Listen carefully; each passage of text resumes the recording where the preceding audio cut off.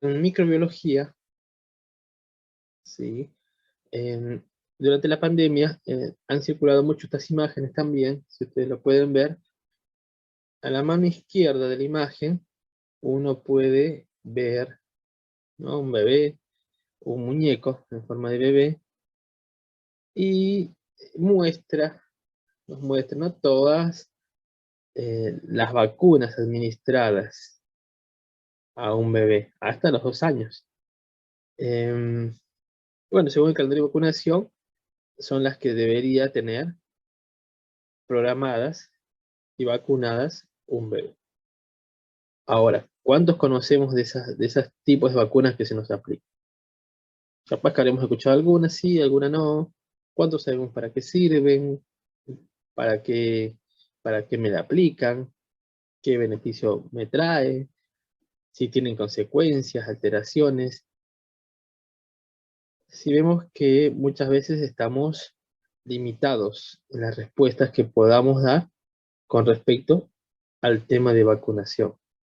Obviamente porque suelen ser o no son temas que uno habitualmente esté en día a día hablando, ¿no? O bueno, puede ser que uno opine, pero no tenga una base objetiva, científica, para poder explicar el mismo. En la imagen de su mano derecha, van a poder ver también otra imagen que dice, ¿no? Hablan de vacunas, o dicen, no sabemos nada de esta vacuna, ¿no? De referencia a la vacuna contra el coronavirus, gente que no sabe nada de ninguna vacuna. Entonces, ¿cuál es lo que tenemos que interpretar acá? Muchas veces todos podemos ser, como bien se dice, opinólogos, ¿no?, de todo lo que hay. Porque bueno, es algo natural de alguien opinar por si es verdad, si es mentira, si está bueno, si está malo. ¿Mm?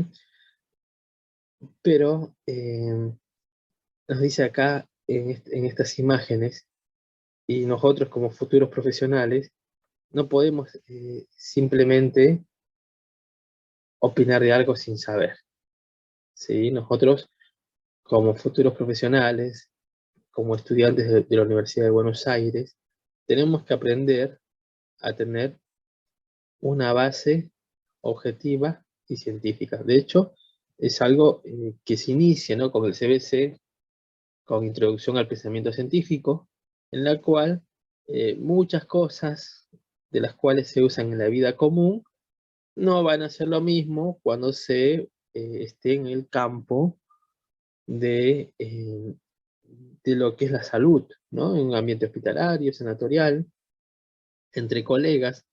El conocimiento médico o el conocimiento de salud va a llevar a que uno desarrolle y use palabras técnicas para que entre colegas nos entendamos, tanto enfermeros, tanto médicos, kinesiólogos, nutricionistas.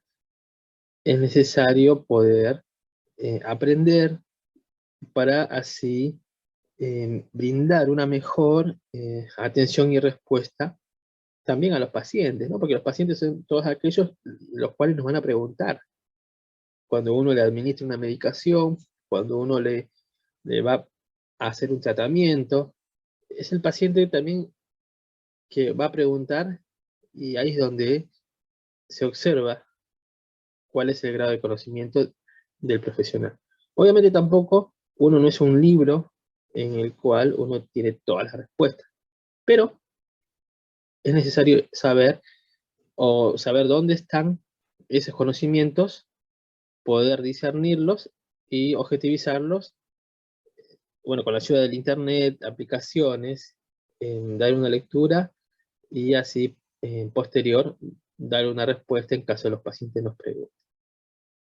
Tenemos que ser personas que sepamos dar respuestas de qué, de por qué y cómo, porque así también los pacientes van a poder tener mayor confianza a los profesionales, ¿no? Y nosotros como estudiantes de la Universidad de Buenos Aires, puesto que no es fácil realizar el CBC, ¿sí? Vieron que lleva su tiempo, lleva su dedicación, Y lo mismo con estando en la carrera. En la carrera de enfermería en la Universidad de Buenos Aires también es una instancia en la cual uno va a tener que dedicar mucho tiempo, mucha lectura, capacitaciones, para poder brindar mejores conocimientos a los demás. También hemos visto que cuando iniciaba la pandemia, la necesidad de protegerse, ¿no? de estar fuera de contacto, aislado de los demás, y sabiendo que era un virus y el tema respiratorio, hizo seguramente que muchas personas realizaran o imaginaran cosas para que no pudieran contagiarse, ¿no? Según su propia perspectiva. Ahora, la base científica no es la misma lo que piensa uno, ¿no? En la forma en la que uno se puede vestir o cree que puede estar aislado de lo respiratorio a lo que es la base científica, ¿no? Una cosa es lo que cree uno, lo que hace, lo que opina, lo que piensa, lo que quiere hacer, y otra cosa es la base científica. Obviamente para estos casos, en sus inicios se recomendaba, ¿no? El barbijo quirúrgico, también el barbijo 3N o N95 o barbijo de alta filtración. Y bueno, el tema del alcohol, y siempre también teniendo en cuenta el lavado de manos. Por eso, y también tiene un porqué, ¿no? Todo esto tiene un porqué. No es solamente me cubro la cara, la cabeza, el cuerpo con algo, una bolsa de papel, ¿no? O un balde o una esponja para evitar respirar el virus, ¿no? ¿Hay bases científicas? Sí. ¿Esto desde ahora? No. Esto es historia pura. ¿Sí? Ya muy atrás en el siglo XVIII y más también, pero bueno, es a partir del siglo XVIII que esto empieza a crecer exponencialmente. El tema de los cuidados, los conocimientos mucho más profundos. ¿Mm? Entonces nosotros, como futuros profesionales, tenemos que aprender, porque eso es necesario, aprender y hacer nuestro ese conocimiento para poder explicar a otros de cómo funcionan las cosas, ¿no? Porque yo daba un ejemplo en el cual a veces cuando uno dice, bueno, a una persona va y le controla la glucemia, ¿no? Dice, no, bueno, usted tiene el azúcar alta. Bueno, eso es algo normal, que uno lo puede hablar entre, entre personas parientes, ¿no? Entre personas que por ahí no entienden mucho. Dice, bueno, tenés el azúcar alto.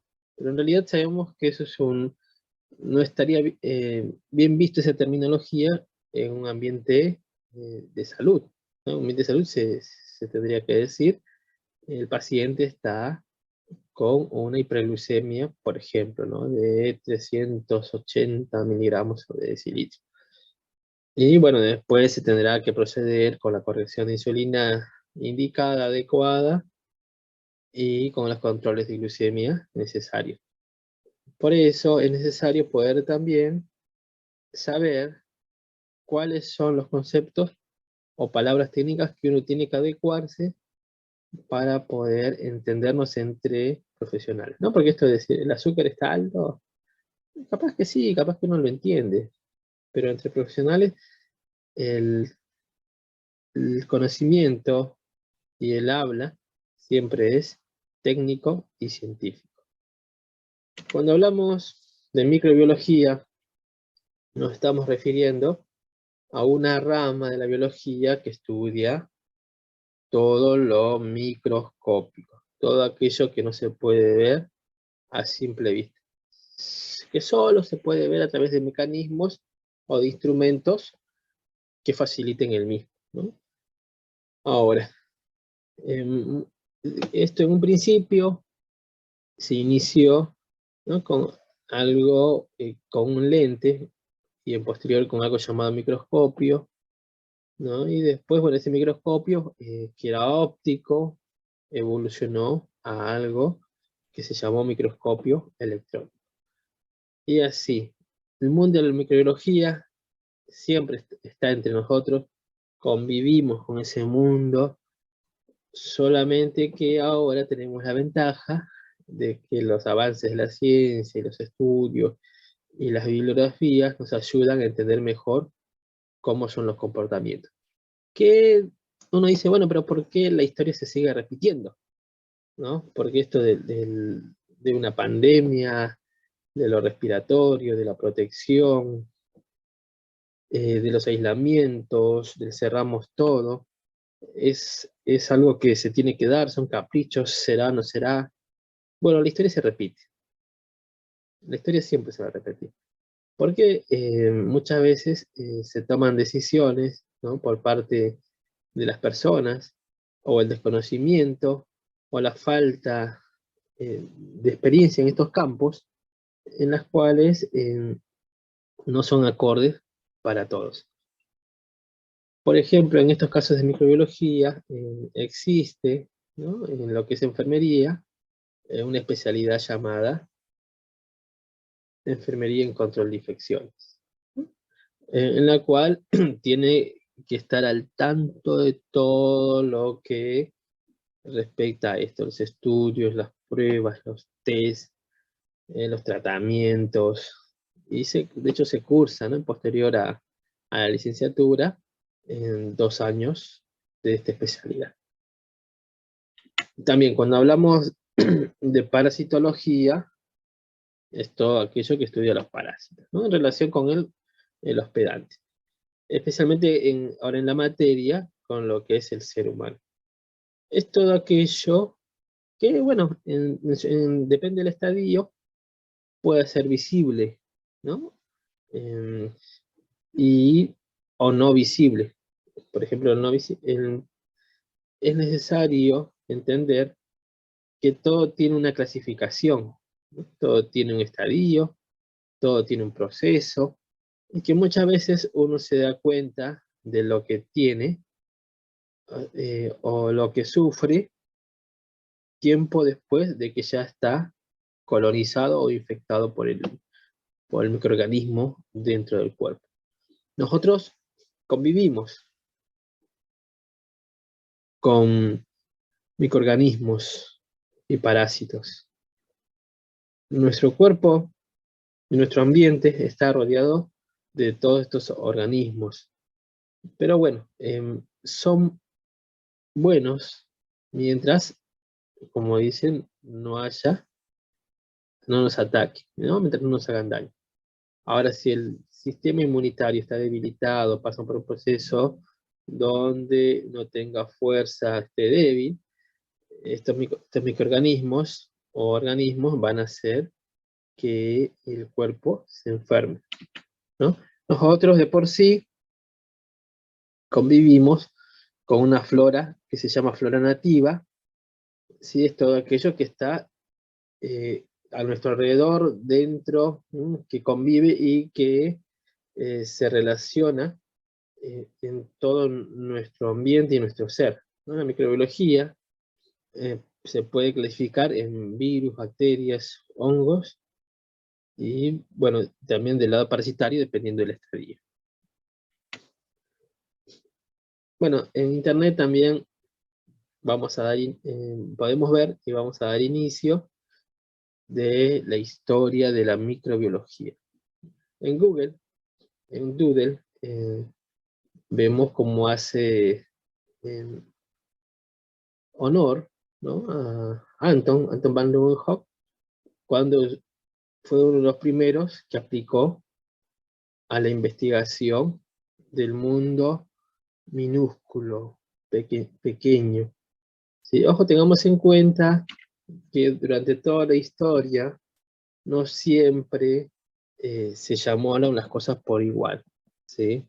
En un tiempo se llamaba de una manera, en otro tiempo se lo nombraba de otra manera, y con el avance de la ciencia se lo denomina de otra manera. Puede ser que siga siendo lo mismo, o el proceso siga siendo muy parecido, pero el nombre científico va cambiando. O la complejidad del mismo va aumentando, entonces se va cambiando la terminología.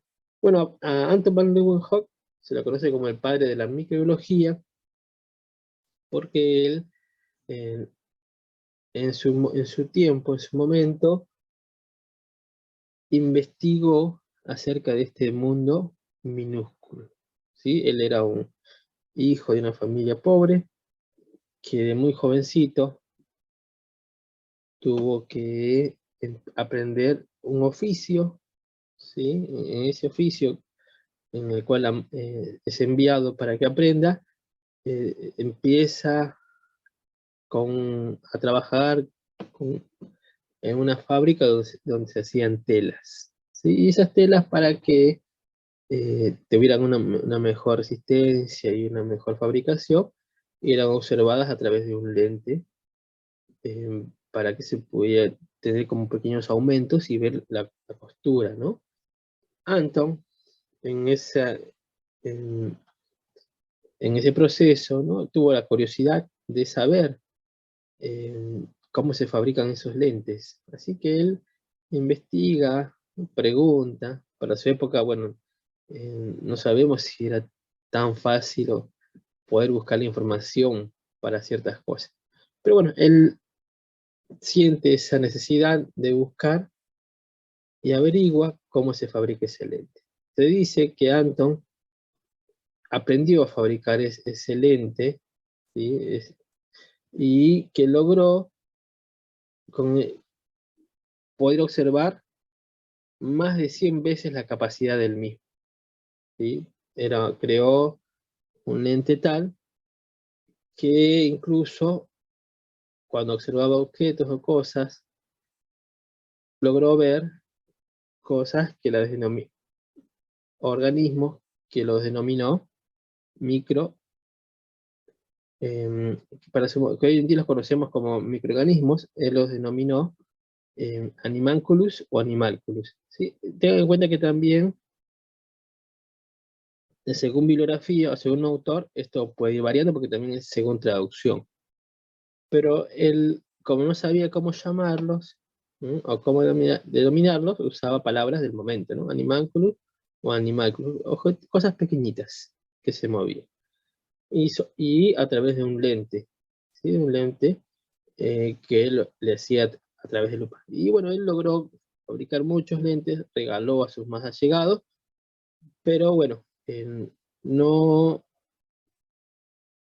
muchas personas tampoco le creían, ¿sí? Así que Anton es el iniciador y el investigador de la microbiología, que solamente con una curiosidad él logra entender y logra ver ese pequeño mundo hasta donde, digamos, su experiencia de vida le permite, ¿no? Se dice que una vez que Anton murió, tuvo que pasar más de 100 años también, para que otra persona, un chino de hecho, pudiera eh, imitar esa creación de Anton, ¿no? De un lente. Bueno, acá tenemos otro tipo de imágenes y las cosas que empezaba a ver Anton a través de ese lente que él había creado. Ojo, ya existía un lente para su época, sino lo que él logró hacer fue algo mucho más potente y que él utilizaba y regalaba a sus más allegados. Después, siguiendo con la continuación, empiezan a haber otros autores y otros personajes, en este caso Francisco Redi, que también nos dice, con el tema de la generación espontánea, ¿no? Que no era tan así, que la generación espontánea tenía sus fallas y sus defectos, y que él en sus experimentos había probado que era necesario poder debatir nuevamente esa idea de la generación espontánea. Algo que de hecho ya venía de muchas generaciones y tiempo antiguo, y que tal había que ser visto. Era el paradigma del momento de la generación espontánea. Pero bueno, en estos tiempos empezaba a haber como un resurgimiento de otro nuevo paradigma, que no era aceptado porque imperaba el de la generación espontánea. Por eso a Reddy, que hace experimentos con parásitos, se lo nombra como el padre, ¿no? El padre de la parasitología. Y siguiendo con Lázaro Spagnazzani, también hace experimentos en un laboratorio, ¿no? Y también demuestra que ¿no? Si aquí en este ejemplo vemos que si el envase está sellado y a una temperatura, no va a haber reproducción, ¿no? No va a haber generación espontánea. Solamente cuando el envase está abierto y está libre y al contacto del ambiente, va a ocurrir algo, ¿no? Si bien ellos empezaron a estudiar, no tenían en sí fijamente los conceptos para poder defenderlos, solamente tenían las prácticas que ellos hacían, los experimentos, pero bueno, era tal la imperancia del paradigma de la generación espontánea que ellos eran vistos como locos, ¿no? Locos, porque ¿cómo va a estar en contra de algo que era aceptado por la comunidad científica de ese momento, ¿no? Pero bueno, ya se empezaban a evidenciar estudios que en algún momento iban a ser más visibles para todos e iban a echar por tierra. Ya para 1700, Jenner, conocido como el padre de la inmunología, un médico, ¿sí?, que vivía en el campo, logró descubrir la cura o el tratamiento para la viruela. ¿Sí? La viruela era la epidemia de ese momento, ¿no?, en el cual muchas personas morían. Entonces, había muchas teorías en la ciudad, y también, bueno, Jenner formulaba sus propias teorías, hasta que notó, ¿no?, que las ordeñadoras, las que estaban con las vacas, tenían heridas en sus manos, y que esas heridas en sus manos, en contacto con las ubres de las vacas, hacían hacía un contacto, ¿no? Entonces, las ordeñadoras se enfermaban, se contagiaban de la viruela vacuna, pero no morían, ¿sí? Entonces, él, en su tesis, ¿no?, o su teoría, expone que el contacto inicial con el virus, en su estadio debilitado, ¿no?, o atenuado, va a hacer que el organismo pueda generar, ¿no?, defensas, anticuerpos, y así cuando entre en contacto con el microorganismo más fuerte, la viruela humana, va a poder soportar mejor la enfermedad y no morir, ¿sí? Así que él eleva esa teoría, consigue que un niño sea parte del mismo en la realización de la teoría que él tiene, así que le inocula, ¿sí?, le inocula con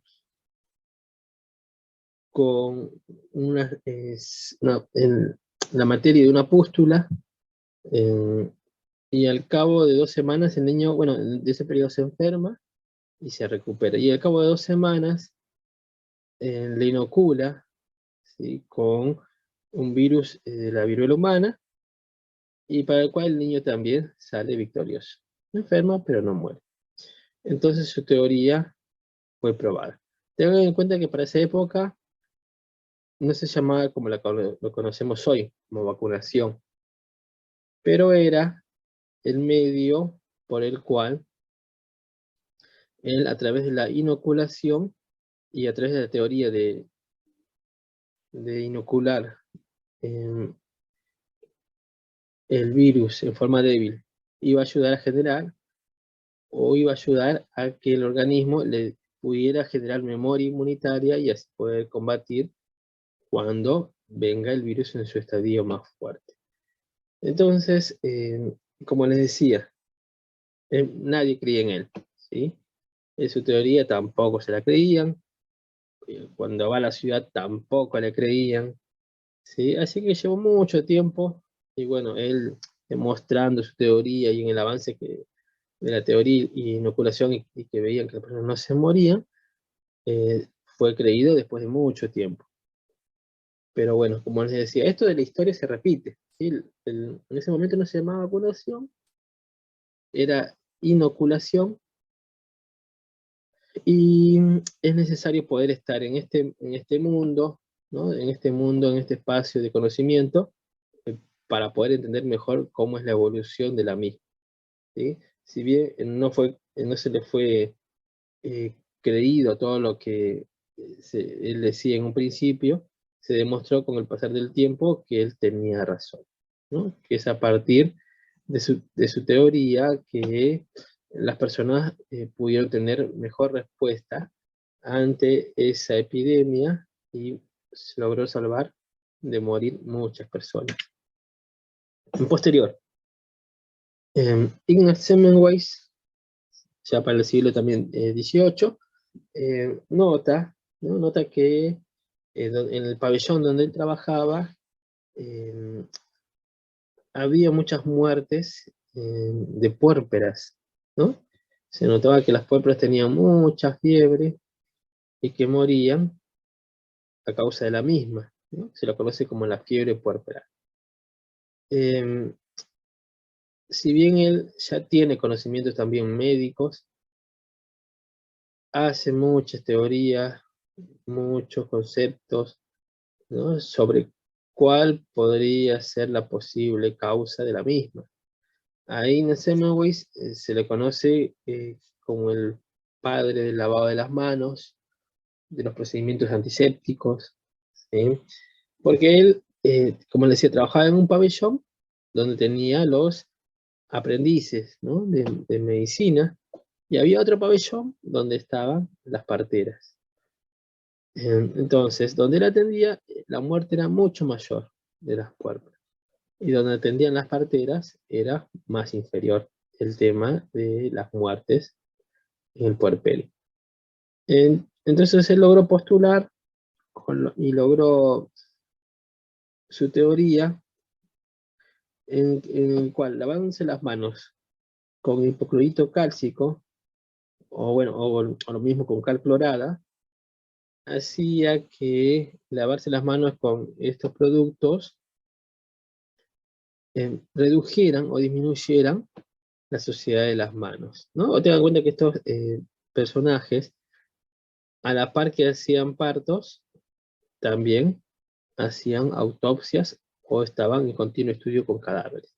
Entonces, cuando les avisaban que había un parto, iban todos, ¿no? Y a través de las manos transmitían enfermedades microscópicas, ¿no? A través del canal de parto hacia las madres. Por eso las madres morían con una terrible fiebre, shock séptico, y era preeminente la muerte.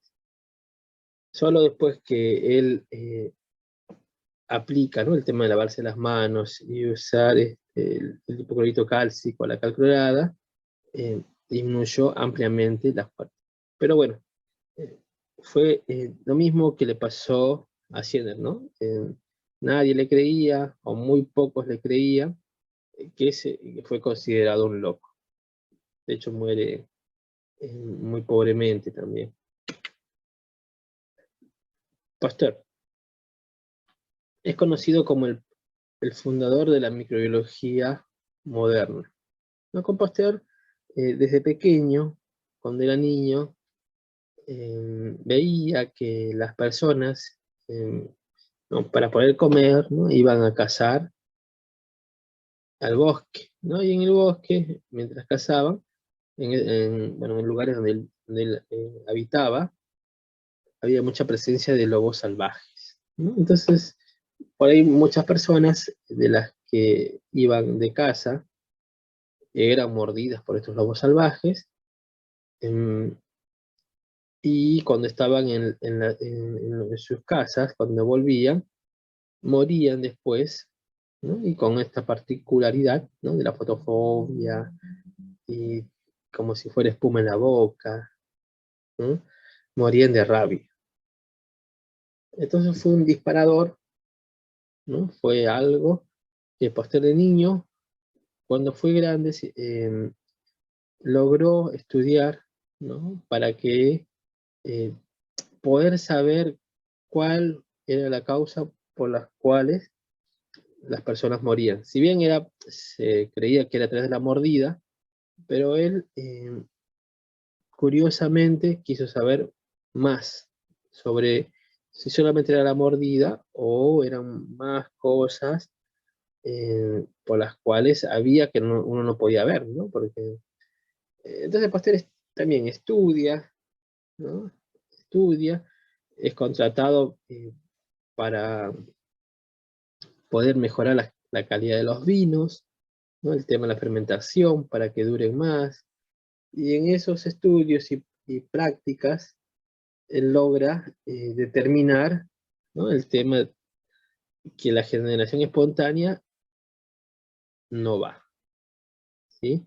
Que con un correcto tratamiento, con un buen envasado, digamos, en ese momento el producto de la fábrica donde él trabajaba duraba mucho más. Entonces, esto él lo aplicó en sus estudios de lo que es el campo de la salud, de los campos químicos, y él, a través también del uso del microscopio, ¿no?, logra el tratamiento para la rabia, ¿no?, el carbunco y otros tipos de enfermedades que él empezó a investigar.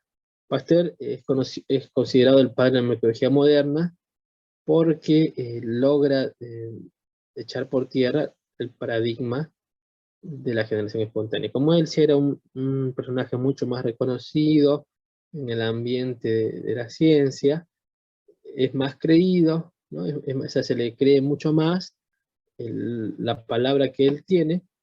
Por tanto, él también empieza a dar características o nombres a las cosas o investigaciones de otros personajes que ya existieron anteriormente. Por ejemplo, con Jenner, mira que con Jenner era la inoculación del material de la pústula. Y él le da un nombre y lo llama la vacunación. ¿Por qué viene ese procedimiento? Se llama vacunación porque parte a partir de las vacas. Por ejemplo, Pasteur es un personaje ya más conocido, ¿no? El tema también de la pasteurización y otros inventos que creó, y bueno, ustedes hoy en día podrán ver en muchos lugares en honor a él, a Luis Pasteur. Después, Koch, fundador de la bacteriología, ojo, él también fue uno de los autores que más impulsó esta área. Pasteur también, y otros autores también, pero bueno, se dicen como que ellos dieron más énfasis en estos temas y en estas áreas. Él logró aislar, es decir, el bacilo tuberculoso, le da un estudio más completo, ¿no? Y a través de sus estudios también estudia la enfermedad del cólera y el anthrax. Sí, y también en sus aportes están los postulados de Koch, ¿no?, que son las teorías microbianas de las enfermedades. Es Robert Koch quien en sus estudios crea la cura y el tratamiento para la tuberculosis. También otra enfermedad que en esos tiempos era algo común, ¿sí? Entonces son a través de estos estudios, de estos personajes, que la historia, que los procedimientos van dando forma, ¿no?, a una continuación de cómo uno debe cuidarse y tratarse en caso de que esté con estas complicaciones. Bueno, hoy en día ya existe mucha más información sobre estos temas, pero es necesario recordar a estos personajes que fueron iniciadores y fueron el punto de partida para dar una mayor comprensión y estudio del mismo. Cuando hablamos de Lister, 1827 a 1912, también aplican, ¿no?, estudios ya de otros personajes anteriores, pero en este caso, si bien también ya existía el lavado de manos, y el tema de las bacterias y los virus, él, en sus investigaciones, logra teorizar de tener un ambiente antiséptico, ¿no? Una cirugía, que sea una cirugía antiséptica. Entonces, a través del uso de un compuesto fenólico, del fenol, rociado en el ambiente, le logra dar al ambiente una capacidad mucho más antiséptica. Hoy en día se usan otros mecanismos para que la cirugía pueda ser en un ambiente también antiséptico, pero es a partir de Lister que esto se inicia con más fuerza, ¿sí? Para que el paciente pueda tener una mejor, como se dice, una mejor atención y mejor recuperación. Ehrlich empieza a notar en su momento que había una enfermedad que afectaba y dañaba, y por la cual morían muchas personas, ¿no? La sífilis, que hoy en día sabemos que existen diversos estadios, formas de contagio, prevenciones, tratamientos, pero él logra crear un producto mucho más específico, ¿no?, mucho más eficiente, denominado Salvarsan, que combatía o trataba la sífilis. Lo que logró crear, ese producto específico y mucho más potente, hoy en día se lo conoce, o sea, a todo eso, como la quimioterapia. Por eso él también es considerado el padre de la quimioterapia, porque a partir de él, si bien existían ya tratamientos para algunas enfermedades y procedimientos, es que él da inicio a este tipo de investigaciones en los cuales la droga tiene que ser mucho más específica para tal enfermedad. Y por último, Alexander Fleming, sí, mucho más conocido o escuchado en algunos momentos, creador de la penicilina, ¿sí?